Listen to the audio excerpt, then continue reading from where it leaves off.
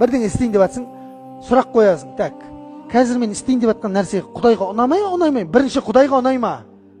Ұнамай ма? Соны біліп алыңыз дейді. Так, ұнамайтын болса, зачем маған? Біреуге жағымпазданайын деп жатсың да, сабынсыз ше.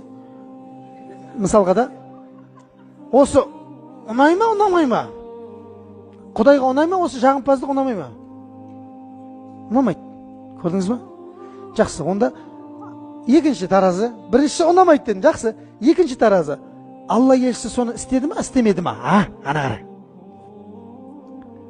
Істеген жоқ. Уверен айта беріңдер, істеген жоқ деп. Неге? Өйткені Құдайға ұнамайтын ешбір нәрсені істемеген ол. Салып жүріңіздерші, осы өлшемге салып жүріңіздер.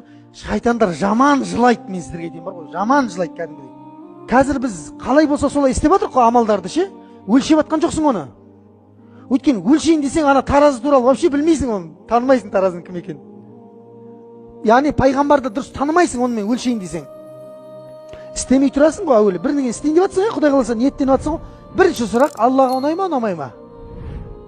Біліп ал, жобасын білесің ғой, өйткені ұнайтын нәрсең ұнамайды. Екіншісі, Алла елшісі істеді ма, істемеді ма? Болды, әдемі. Гүл болады ғой, өмірің иншалла гүл болады, мен сізге айтайын, гарантия айтып беремін.